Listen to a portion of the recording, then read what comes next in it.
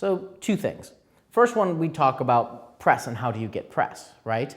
And a lot of entrepreneurs do press wrong. They'll send long emails, cold emails to journalists hoping just one of them will even read the email. Journalists, and as well as investors too, don't read long emails. Don't have time.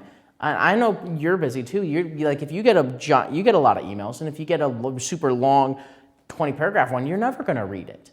And so instead, it's about, and I teach them, it's the credibility rule, which is you need to only have like one paragraph that's at tops with a really clear, like, this is what we do and this is who we are, but most of all, why we're credible.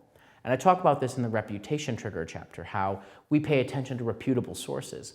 And so there's a difference between a startup pitching that has no connection to the journalist versus one that maybe got introduced by Peter Thiel or by a well-known investor or advisor, or shows that they have customers. You've got to show that there's credibility, and there's lots of ways to do that and show you have expertise.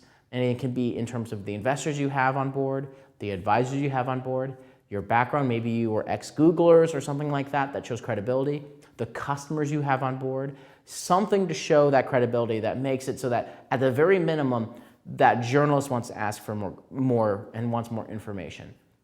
And that's a key. I talk very specific when it comes to like getting press, which is a big thing you need initially.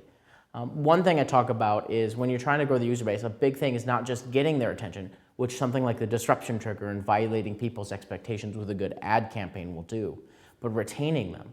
And so you've got to build the right loyalty and reward system in.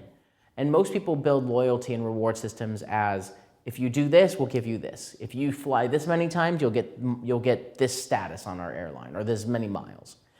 But more effective than that, the research shows, are things like post-action rewards, which is without people expecting a reward, you reward them for a behavior you wanted them to take.